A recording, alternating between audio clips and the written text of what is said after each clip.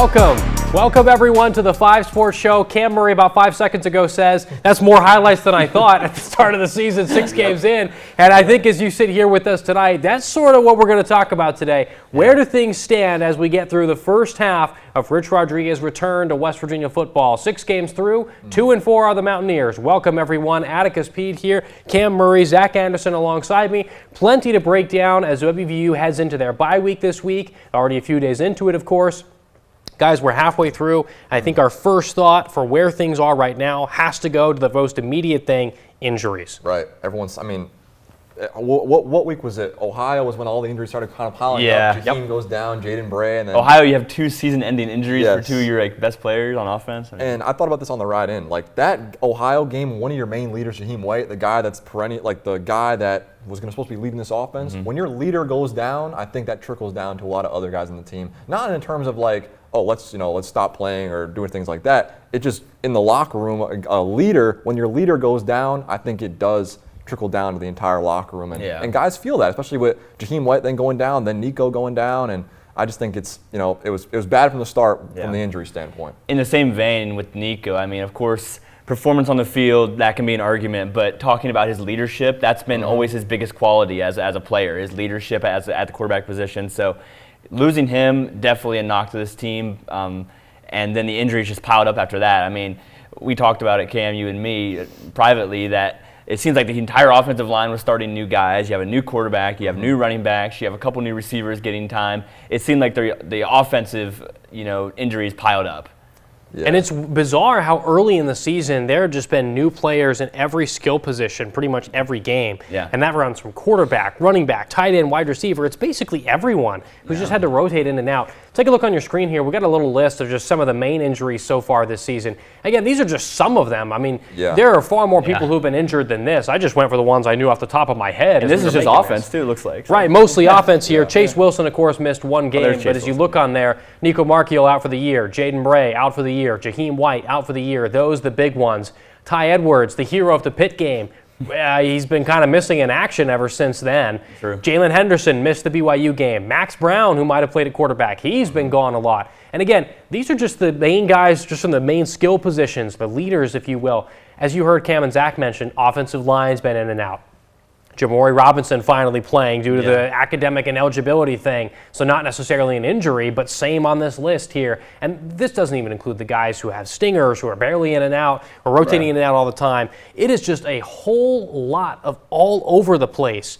I don't know if I really remember a season like this, sort of the snake bit from hell, if you will, where you just have guys going all over the place. I don't remember a season for West Virginia like this in recent history. I mean, injuries happen. Like you said, playing football, you're going to get the stingers, you're going to get the soreness, you're going to get the bruises that put you out for maybe a couple plays. But stuff like this, season-ending injuries, hitting some of the best players for the Mountaineers, I've never seen this in my lifetime. And I've watched West Virginia football for many, many years. I've never seen the star players be the ones that were the ones to get hurt and be out for the year. It's just, it's a little unprecedented. Very, very much so. And I think people could look at these injuries and use it as sort of, I think this is what maybe is happening. The injuries is kind of not maybe using an excuse. It could be a strong word. People are saying, oh, well, if it wasn't for the injuries, West Virginia would have beat Kansas, would have beat Utah. I actually don't think so. I don't think the way the season has played out, and obviously the injuries are a huge part of this season, but the way that we've watched these games, the way that West Virginia has been getting beat consistently, not just 1 game, not just 2 games, the last 3 conference games showed me that the injuries, yes, they played a big part in the overall flow of the team, overall kind of, standing or locker room, so to speak, in the culture, but they have not performed well in these last 3 Big 12 conference games. And I really just don't think that losing, we saw Chase Wilson, the only defensive player listed on that injury report, or the one we just saw, a bunch of offensive guys, but the team itself is not clicking enough for me to say that the injuries were a reason why they're 2-4 right now. And I think I have to agree with you on that. I'll say I'm not using injuries as an excuse either. I don't want that to be the case, because this team, as it was constructed, didn't seem like it was ready to compete in the Big 12 this season. We talked about that. Obviously the season's not over. There's a lot of time to win more games for West Virginia, but as it stands right now, pretty tough spot. But I don't think that the injuries are an excuse by any means at all. No, and Jaheim White, about nearly 150 yards from scrimmage, 148 with 3 touchdowns. before he got hurt in that Ohio game. Jaden Bray, nearly 100 yards receiving. It's not a ton, obviously, early in the year, but these are big contributors. Oh, yeah. Nico Marchiol, he's the guy who's been making everything go on offense. 700 yards passing, 2 touchdowns. So you're losing a lot in terms of the leaders you have, the production you have, and I think it belies sort of the big issue that you've got here with West Virginia this year. This roster is just not ready to play, and once you get beyond those first couple of starters, there's just no depth here. Right. That's become very evident very quickly. I mean, nobody can run the ball on offense. It's just the quarterbacks, and even then, they can't really throw. So we're just in a weird spot here. There just is not a lot of talent. And it may not be talent, of course. I think there is talent on the team here. You could see that with Khalil Wilkins against BYU. That guy can clearly play, but it's not there yet. There still needs to be some time to develop. There still needs to be more that will happen for these guys as they get older. And maybe some of it is they're just not talented enough to face up to the whole Big 12 competition. Of course, many of these players coming in from Group of 5 level or beyond. So that's where I think things stand. That is a good point. I think the time of going and trying to get players and trying to, get a player from obviously not the Power 5 or Power 4, trying to find a player from maybe Conference USA or things like that and making them into a Big 12 player is not really what's working right now in Power 5 college football. It's not working really anywhere. You have to go out and get a player already maybe not already established, but a player that has the ability to compete against that competition right away, not a player that needs 5 weeks to kind of refresh and get used to the system. So I think, we can talk about a lot when they have these, the new scholarships coming in and all the money being pooled for West Virginia to become one of these top Big 12 schools in terms of money, in terms of revenue. That's a step in the right direction. We can obviously get to that. And that's something that West Virginia has to look at and say, the guys we brought in, many of them worked well. Cam Vaughn works amazingly, a few other guys as well. But across the board, I don't think that it was a great recruiting cycle for West Virginia. And they were behind the 8 ball. When you lose a head coach, we kind of talked about it, you lose your head coach, you got to start from scratch and kind of refund all that or fund up all that money again. So, but not to go on too much, Jaheim White, we saw a tweet out, me and Zach today. Yeah. He is locked in to come back for this team next year. And when I know locked in might sound like a word, loose term nowadays with NIL, and a team could come out and throw $1 million, maybe, I don't know, but I do believe Jaheim White is coming back and he will be ready to lead this team next year. I want to touch on one last thing about the roster construction you mentioned, because I feel like, in my opinion, you guys can throw out your opinions as well. I feel like the recipe for roster construction in this era now is hitting on a few good high school prospects, Nico Marchiol, Jaheim White in these situations, and then grabbing Power 5 transfers that may have not started at a bigger school that could come and play in the Big 12 and succeed for West Virginia. Those are the type of rosters you want to build, I think, to compete, especially in the Big 12. It's not the biggest conference in the country, but certainly a Power 4 conference. To compete, you need to get that kind of roster built. Because right now, West Virginia seems like it has that raw or, unrefined type of talent. Players that could be there. It's just going to take some time if you can keep them in the system. But it hasn't quite been enough to compete. I think you've seen across the country plenty of coaches who may struggle in the first year and then they have more success later on, but also college football has changed. It is not simply go back and build a program anymore. Now it really is an instantaneous thing. You can bring in a great class right away and do great things right away. One of the things that stands out to me when I think of teams that have succeeded quickly in the college football era right now, North Carolina, not one of them. West Virginia is not that. So you're on to something here, obviously. It's not that. But Syracuse is the example that really blows me away. Fran Brown, Syracuse is, what do you know about the Orange? They're not that great, right? ACC team, whatever, just playing some games, the perennial 4-8, 5-7, things like that. They go 6-6 in Fran Brown's first year, and they have one quarterback come in, and all of a sudden, they're a great team. And they continued that this year as well. So schools like that are, I think, what changed the game here for West Virginia. Of course, we look at this and say, okay, well, bad year, first year back for Rodriguez. He's 2-4, plenty of time left, whatever. We'll build for next year and beyond, and so on and so forth. The difficult roster construction this year could be a bit of an issue as we go forward because teams like Syracuse, how are they able to keep their talent? And then all of a sudden they're still good. Boston College, how are they able to do that? Washington's able to do that. Obviously, they're Big Ten. West Virginia is not, but again, Syracuse could do it. Indiana did it in a year. Duke did it in a year. UCLA, not them, my fault. Boston College, my bad. I was thinking of the bad examples there. So I see ACC teams doing it, and I see other Big 12 teams doing it to some degree. And then you look at West Virginia, and they haven't done it at all this year. And it clearly seems like this roster just isn't good enough. So you have to hope going forward that things change there, and you do have to wonder, 2-4 start, roster may not be the best.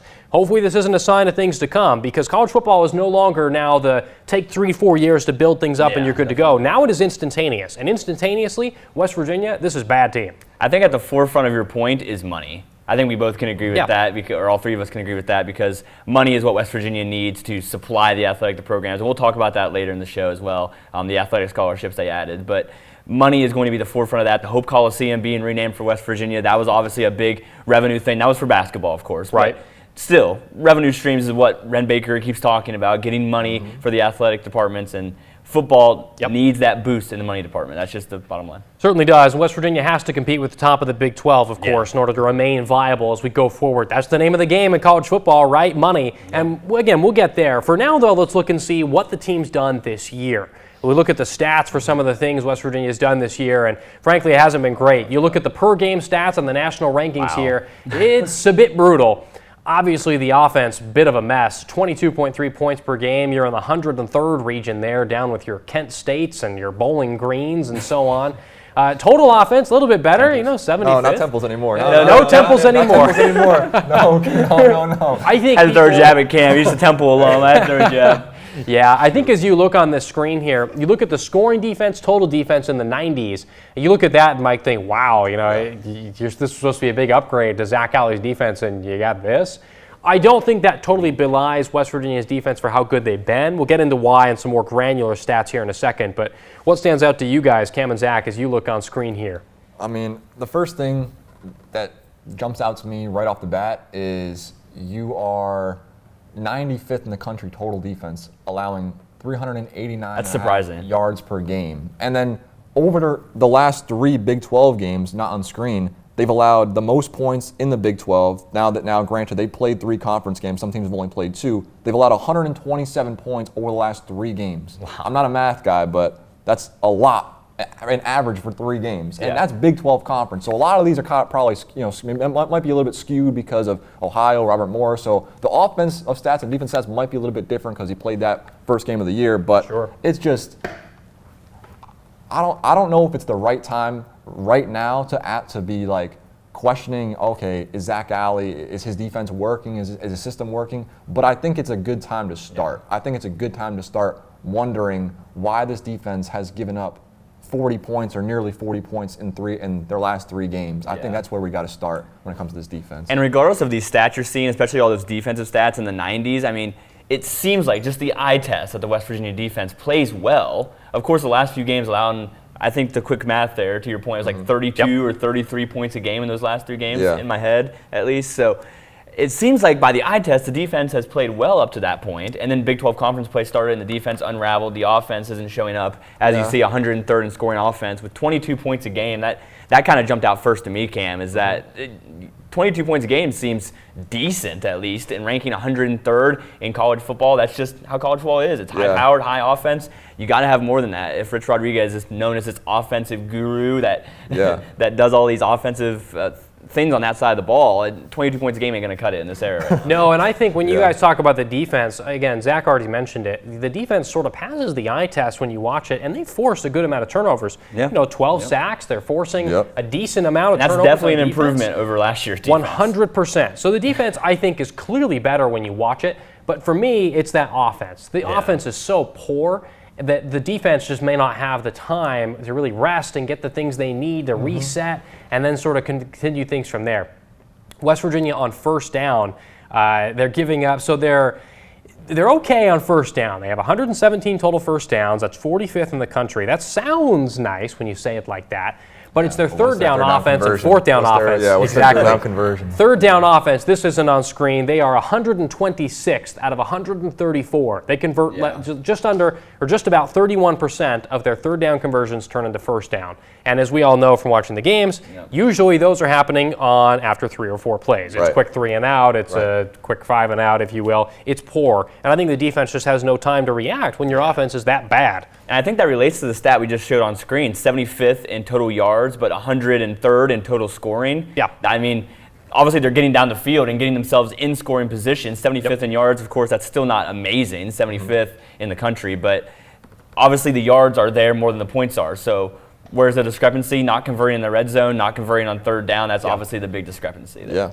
No, I think it has to do with the flow of their offense as well. They're such a fast-paced offense, like you kind of said. It's hard for the defense to take a breath or get a blow and understand what's going on their perspective because they got to go back out on the field in 3 plays or 4 plays. So those 3 plays can happen in 20 seconds. Yeah, exactly. It could be just get right to the line, and then boom, you're trying to do the tush push at 3rd and 2, and then get stopped, try 4th and 1, and then it goes from there. But and by the time that happens, you're already down 24-3 to BYU, or Utah's up by 30 points on you in Morgantown, and half the fans have left at the end of the first quarter. It wasn't that bad, but by halftime it was. But that was. I want to go back to because when you did that package at BYU, and the first thing you said was the score. When you look at it on ESPN, the box score, it looked close, but watching the game, everyone that was not close. I agree. That was not close, and I think. Sometimes you can look at a score and say, well, West Virginia scored. They scored more than 25 points, scored this and that. And when I just don't think in the Big 12, when you have a great offensive teams like Texas Tech, BYU, Iowa State, Cincinnati, you're not going to be able to outscore these teams. Mm-hmm. And if you're trying to outscore them, or you're thinking your offense is the way to win, I just don't see it. I just don't see it with this team as it's constructed right now. You're not going to outpace teams. You're not going to outscore teams. So, and I think BYU left the gas a little bit too. I mean, possibly. You were there, so you think they could have scored more? I mean, I obviously think they could have. And they just had those 2 dumb turnovers. I mean, those were great plays by Fred Wilson or Fred Perry rather, and Chase Wilson. Those interceptions and fumbles, and I think those really changed that score line a lot. Because if those didn't happen, I mean, BYU at least scores 1 more touchdown. Chase Wilson stops that with his interception, and then BYU's at 45. And from then on, I mean, they're just driving the clock more, so it's a little bit different. So. To me, I think that the big stat that stands out is that 3rd down conversion rate. 31%, 126th in the country out of 134 teams. 4th down, not much better. Yeah. They're 109th with 41% conversions there. And I think that belies the lack of big plays the offense has. You've seen these games. How many big plays has West Virginia had? I can count them on one hand. I think it's 3. Cam Vaughn probably has 2 of them. Right? Yeah. He's got that touchdown catch against BYU. He's got that big catch that was kind of almost there against Ohio.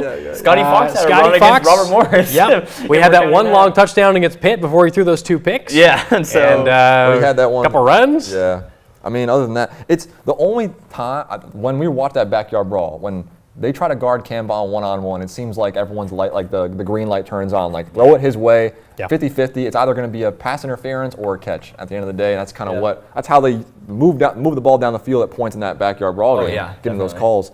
And, I mean, you just need more guys like that. You lose Jaden Bray. He might not have been a guy like Jaheim White of all-conference type, but he's a big, solid, physical wide receiver that you put him on one side of he would take a lot of pressure off Cam Vaughn. And Coach Rodriguez made that comparison during one of his press conferences. I can't remember exactly when, but he said that Jaden Bray was that guy you needed to take pressure off of Cam Vaughn because he thought they were equal in terms of their big play ability and their style of play. Obviously, Jaden Bray's a little bigger, a little more of an X-type receiver, but a guy that Rich Rodriguez thought was going to take some pressure off on the offense, and then you lose him in the 3rd game of the season. So. Yeah, for sure. And you're starting to see some of that with Grayson Barnes here. I mean, a tight end, he's played a lot better lately, or just gotten the ball a lot more, I should say. He's got 132 yards receiving, 13 catches and a touchdown. I mean, he's clearly done more, and I think he, with Bray, would have added a lot, and along with Gallagher, too, to taking that pressure off of Vaughn and beyond. To me, on offense, one of the other things that stands out is West Virginia is 45th in the country in first downs. 45th. That's pretty good, right? Pretty good. That's pretty acceptable. You're not going to win a title with that. I did not believe that, though. Yeah. I know. That's crazy. But that's the problem. You're 45th in the country in the number of first downs you've had with 117, but then they're 103rd in the country when it comes to scoring, at just over 22 points a game. And rushing, the offensive stats in general are all the same way, and that's the point I'm getting to here. 45th in the country in first downs. Rushing offense, 27th in the country in yards per game. You're at 206 yards a game. But then that same offense comes back to you 103rd in points per game. The offense can't finish, and there just isn't enough big play out there, enough big play capability to get to the end zone. Every single drive has to be the same thing. It's got to be that big, long grinder. And we think about the big plays when they've happened. They're so impactful because they just don't happen enough.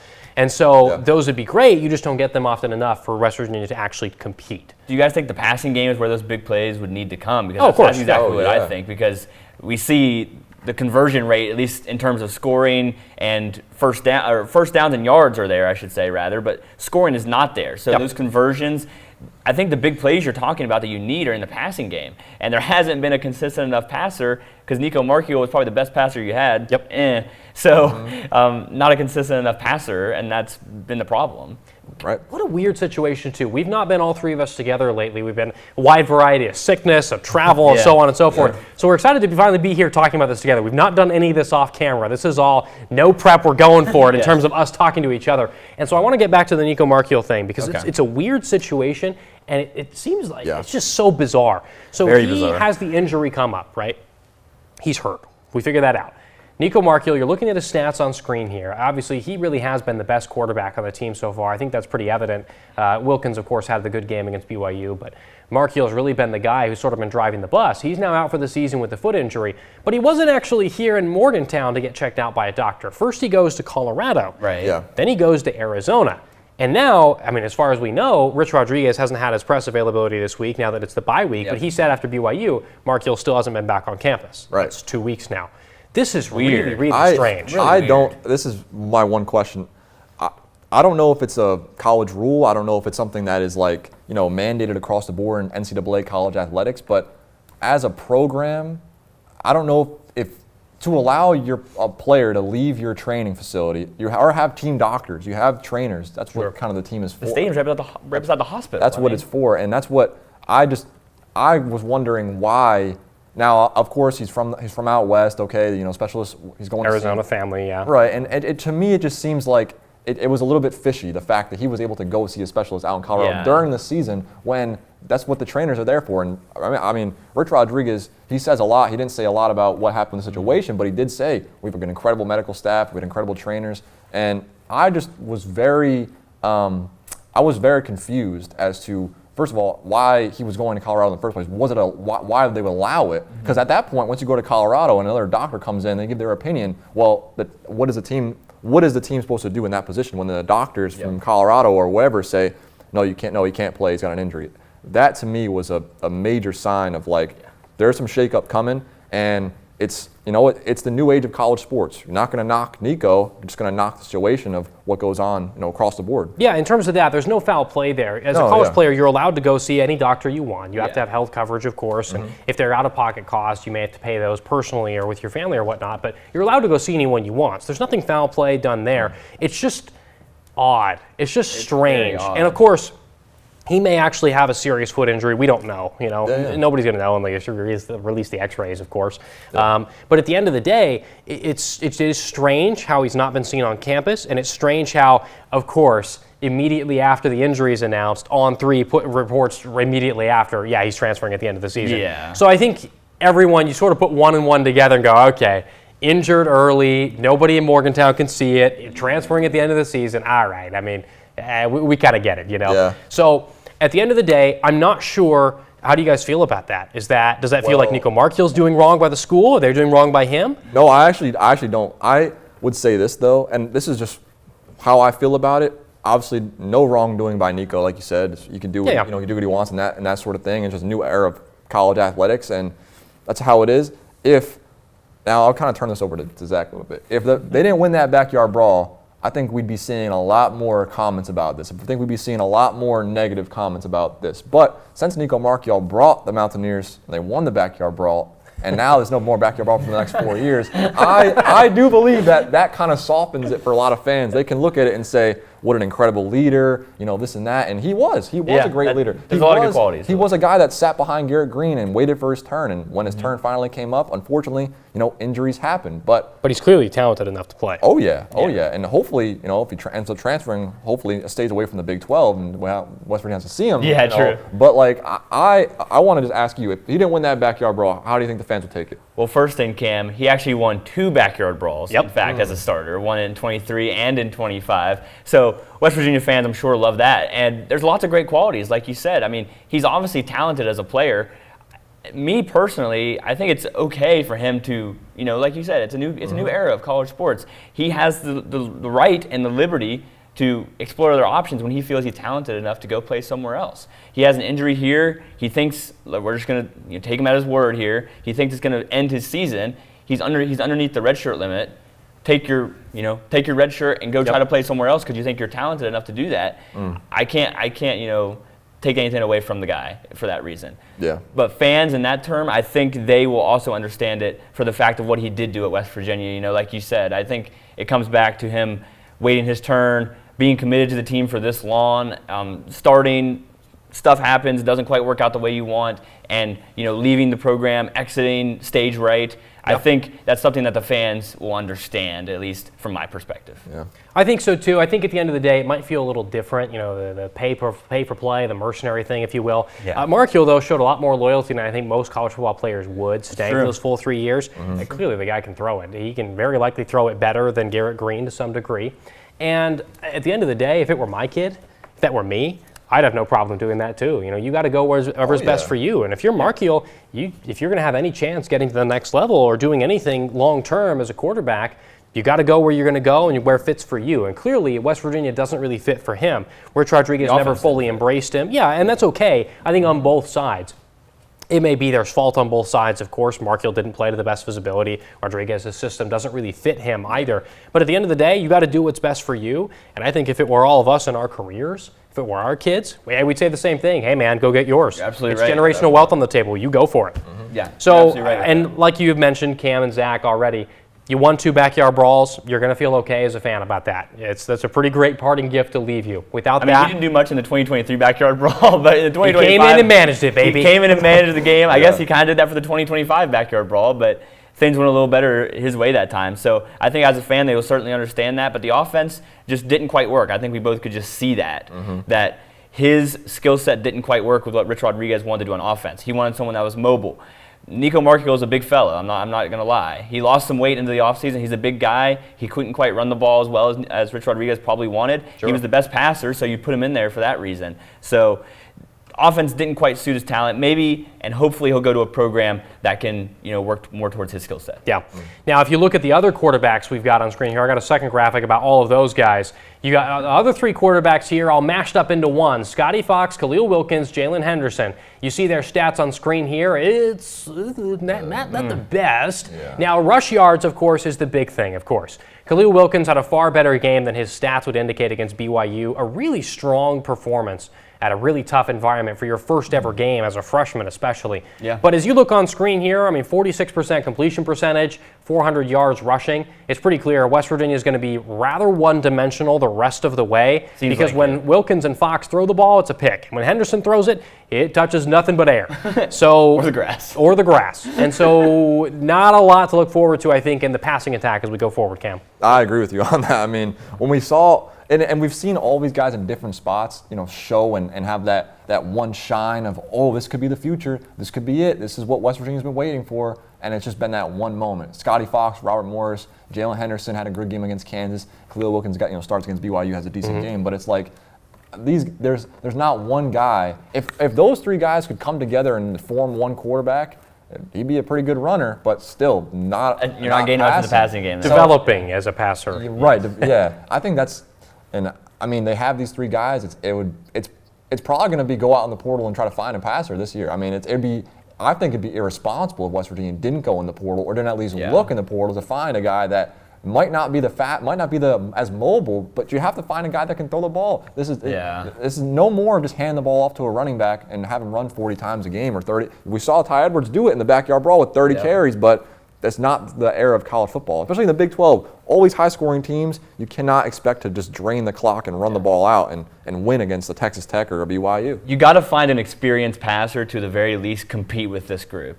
And I'm not sure if Henderson, does he have any more eligibility? He's a senior this year. Okay, so I believe he is graduating. So with Wilkins and Fox being your guys, you got to find an experienced passer, someone who excels at passing. Yeah. That is their main skill set to compete with these 2 guys, so you can at least have some competition. Now, if Wilkins or Fox wins the job next year, so be it. But they need to improve and develop in the passing game. That's clear with these stats. 46%, below 50%, pretty bad. Below 60% is already bad enough. In the 40s, pretty rough. 4 interceptions I look at. Those are 4 turnovers. Yeah. Can't have turnovers, obviously, in football.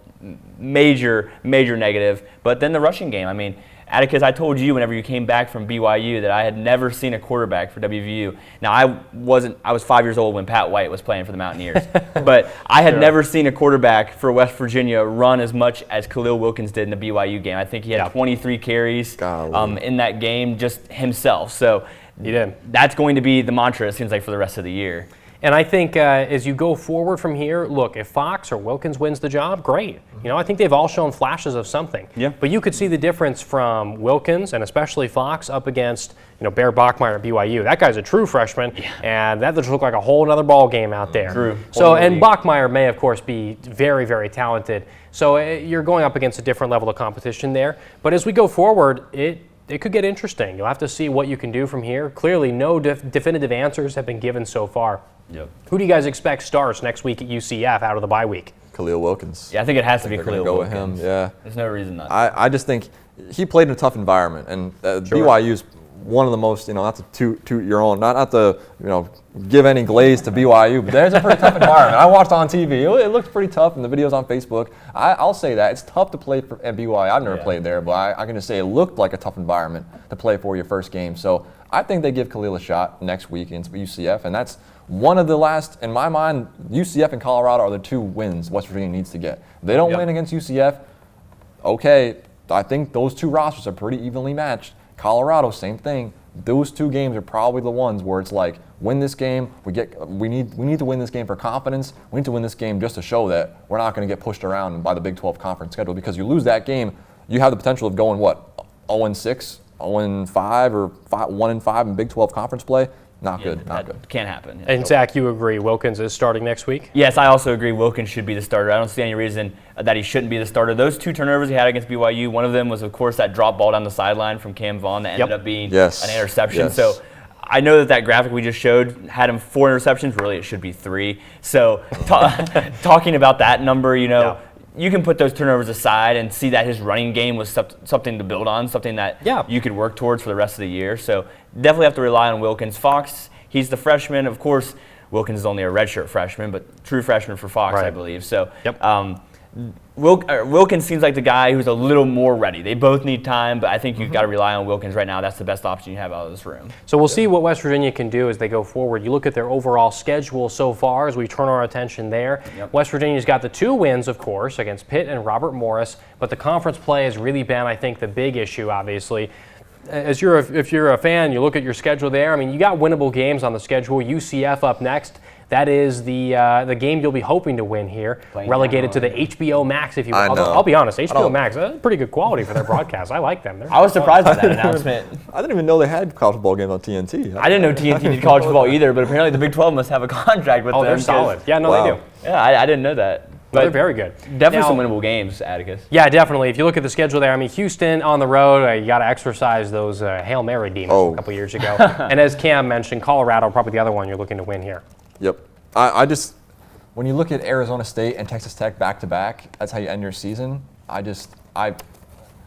don't see any team in the country who would look at that schedule and be smiling or be anything but nervous to have those 2 teams. Whether you're any team in the country, any team. I mean, you could be Ohio State and look at that and say, wow, it's a tough last 2 games of the year. True. So, I mean, UCF, Houston, Colorado would be a bit of an easier stretch than what we just saw, Kansas, Utah, BYU on paper. That's what it should seem like, but you never know with this team. I mean, if they can't move the ball or if they can't defend, they can't stop a team from scoring 35 points against them. If UCF comes out and they score 40, well, I mean, we're going to have a lot more questions about this defense than I think their offense. And I did leave off accidentally one game on here, TCU, October 25th. TCU. So you're still missing a Big 12 contender team right now who's currently 4-1. Up on October 25th, coming to Morgantown. Yeah, I was counting up the home games. I was like, wait a minute. I think we're missing a home my game. fault on that one. No. So you're going to have a home game 2 weeks from now against the Horned Frogs. Right. But still, only 3 home games. I mean, 6 games left in the schedule. Only half of them are home games for you.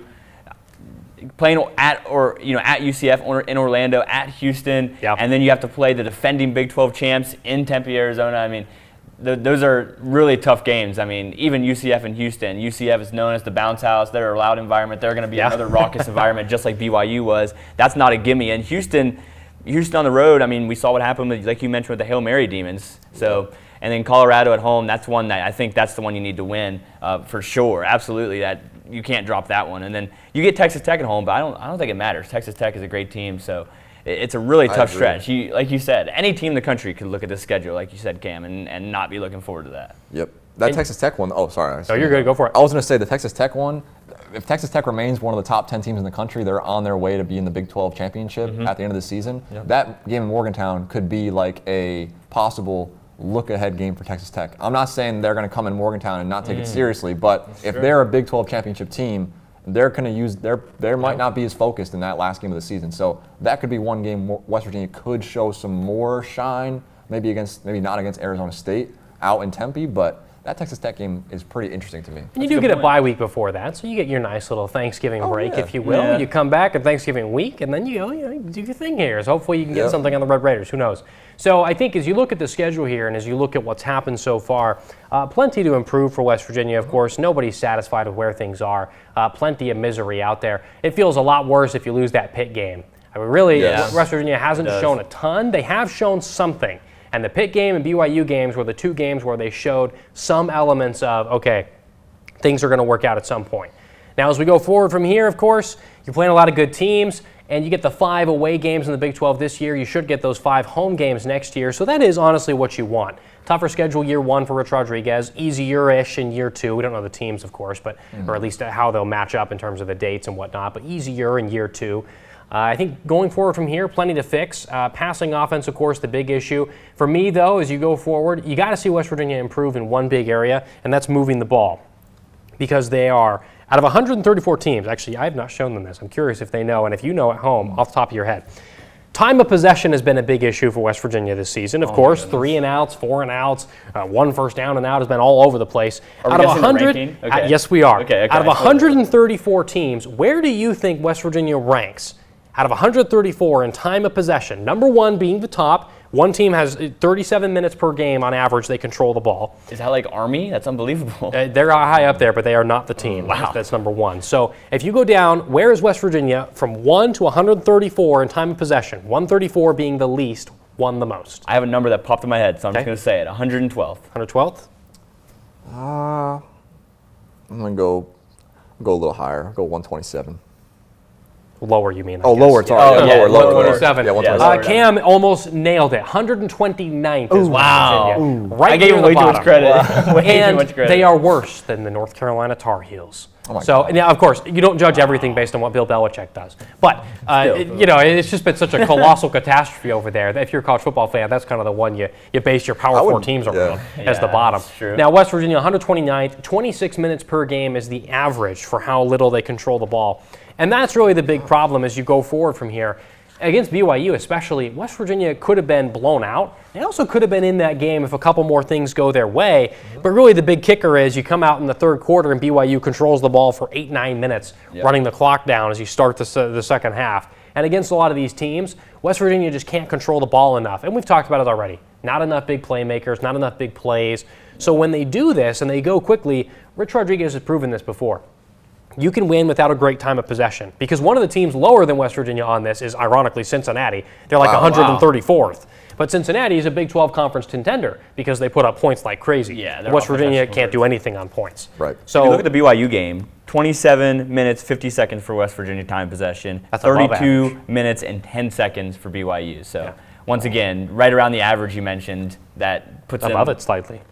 Actually, that is true, slightly above it. So slightly above average still, ranking in the bottom 10 of the entire nation is just insane. I would not have guessed that. Yeah, not at all. But I mean, I want to know, based on that possession time, how many possessions is West Virginia getting per game as opposed to other teams in the country, or in just the Big 12? Yeah. If they're getting scored upon at a fast rate, a lot of teams coming in there, or they're going to face BYU, Utah, Kansas, and they're scoring, putting up 40, 38 points. Well, they're getting the ball back in the kickoff. They're getting the ball back a lot when it comes to a team just driving down quickly and giving them the ball. And we've seen West Virginia go 3 and out quite a few times this year. But in terms of possessions, like, I would be willing to bet that West Virginia is in the top of maybe the Big 12 of like possessions, and then we see possession time. They're not playing well. So maybe we have the stats coming up right here. I actually don't know how to find that one quickly. We'll get there. But anyway, in a few minutes. that's what I was wondering, because if the time possessions, that's their average or whatever, I'm thinking they must have the most possessions in the Big 12 at least if they're getting scored upon at an alarming rate right now. I think possessions are the most valuable thing for Rich Rod's offense, because the more you have the ball, the more you can put points on the board. That's his whole goal. I mean, that's every offensive goal, obviously. But for Rich Rod, with how he runs his offense, that fast tempo, that fast pace, possessions are so valuable for him. So I think I got to agree with you. They got to be somewhere in that. Slightly below average. The national average is about 24 to 25 possessions per game. West Virginia has 20 and a half right now, 126 possessions so far in 6 games. So it's below the national average, but I think we can all tell pretty quickly what's causing that. Yeah. And it's that the other teams, when you look at Ohio and games like that, and BYU and Utah, those guys can just grind the clock down on you. I mean, Ohio especially. Ohio wanted to take the tempo and just into the floor. Yeah, they 6-7 first downs on their drive every time. They wanted to slow the tempo down to a snail's pace, and I think it worked. Yeah. That's why they won that game. I mean, and it's worked against every team West Virginia's played so far because West Virginia can't stop them, or their offense can't do enough on offense to give the defense the time and the pressure, the relief that they need. Pitt's been the only difference because Pitt, their quarterback just got benched, so I mean, they're a bit wacky. And then of course they bench their quarterback, and Pitt all of a sudden looks incredible as they put up 50 points this past week. So, just crazy. Hey, maybe West Virginia caused something great to happen there. Who knows? At least you got the backyard brawl, baby. At least you got that. So as we go forward from here, of course, plenty to fix. But I think offense, you do see some signs. And when you look at statistically compared to last year, obviously the defense has been a struggle this year. It's had both plenty of good and plenty of bad. But statistically, they have improved. So last year, they averaged about 29 and a half points per game given up. Now they're down to 28 and a half. Okay.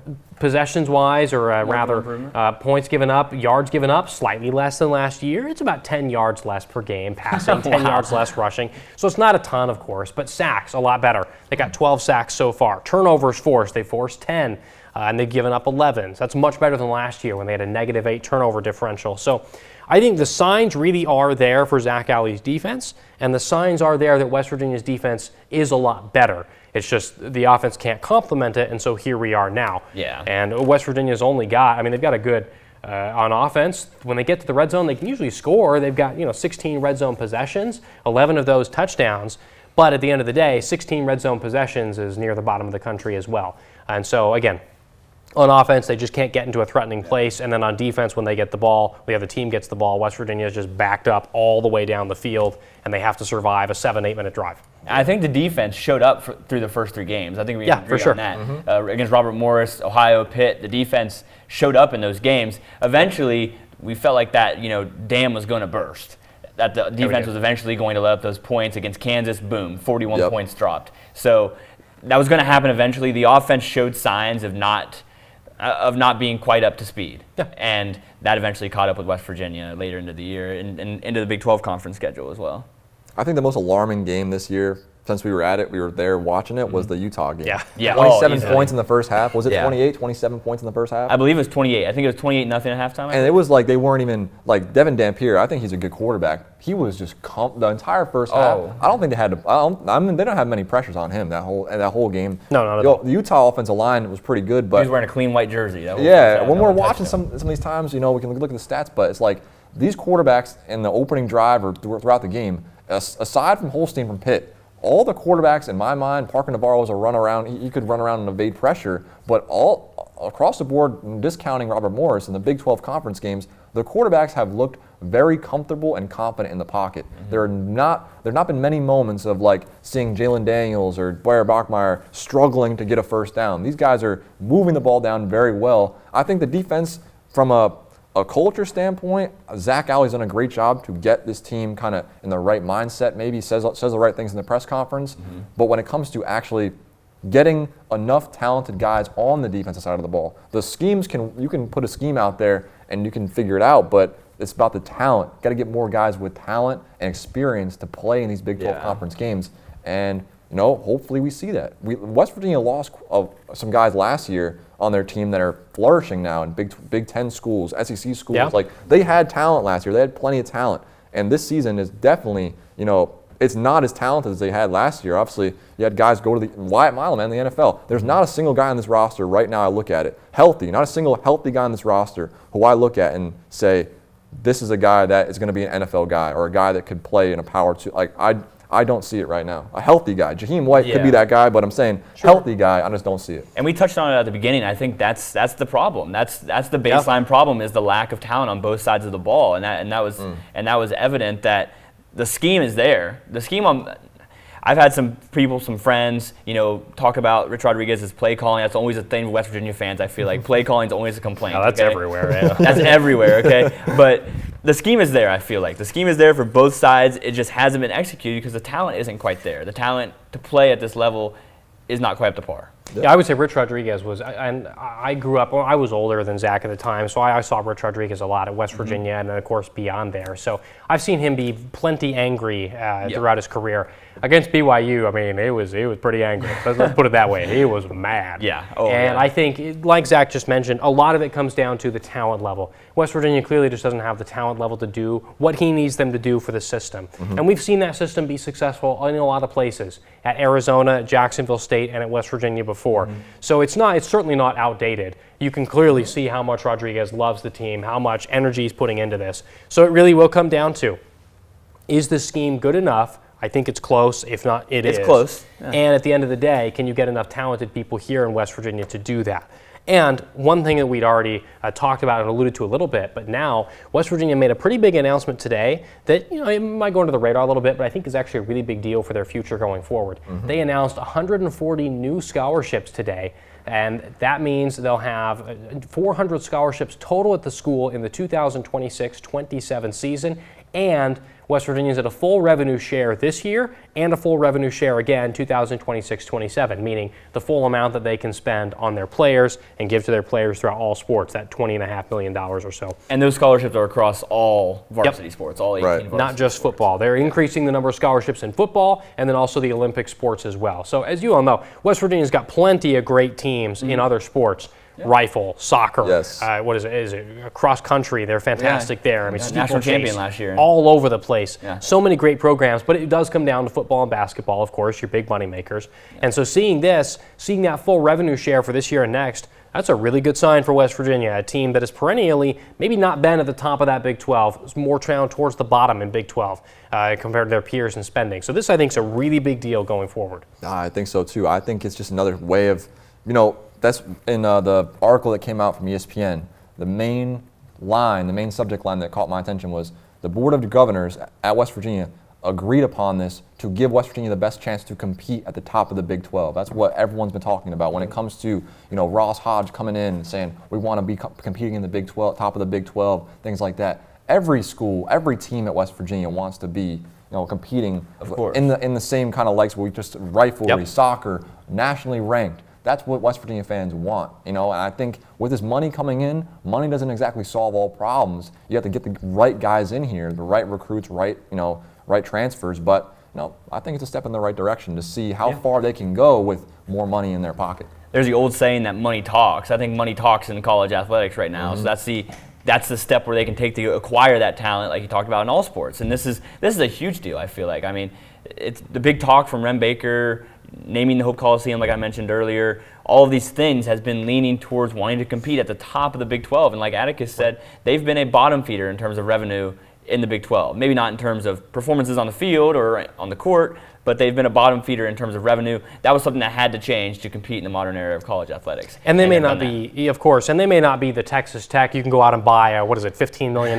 defensive line. You may not be BYU's donors who can go buy the best player in college basketball and then the best transfer in college basketball. And that's okay. You don't need all that to compete, of course. You just need to be near that top level consistently. So this is a really good sign. You can do it in year one, and you can do it in year two. We'll see what happens from there. But this is a really great start for a West Virginia program that has been here in the Big 12 for, what's it been, 10 years now, 13? 2013, I believe, or 2012 was our first year in the Big 12. So you're at 12, 13 years here. And West Virginia really needs to put the stamp on and show that they not only belong here, but they've been here a long time. They're ready to put their credentials in as one of the best in the Big 12. Because you see these other schools come in, you see BYU come in and do well immediately. You see Utah come in and they're doing well right away. Arizona State, same thing. You run the risk of being lapped, and then, of course, you fall to the back of the pack, and here you are. Dana Holgerson, Houston. Hey, Houston's coming up, right? And Houston's never really shown that, even though they've had the money and the backing and support. So you don't want to turn into Houston, obviously. You don't want to turn into that sort of thing. I think West Virginia's shown a lot in terms of that financial commitment and a clear understanding by the Board of Governors and the new president, Michael Benson. If the football program's going to succeed, it needs cash. They have top-down support, too, which I think is the biggest thing. Like you mentioned, President Benson, Board of Governors, Ren Baker, Rich Rodriguez, it goes all the way down. All these people want money. I mean, for the program to succeed, they need that support. They need that financial support. So top-down support means the best thing because not every program has that. So the fact that West Virginia can rely on that, everyone is on the same page, has the same goal, that's going to help them succeed. And I hope that this scholarship does do that for them.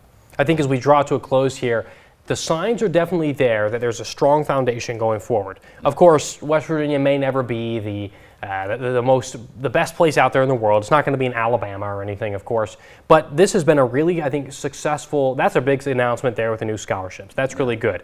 You've clearly got a base and a backing from the boosters and from the team so far and from the upstairs level. That's a great place to start.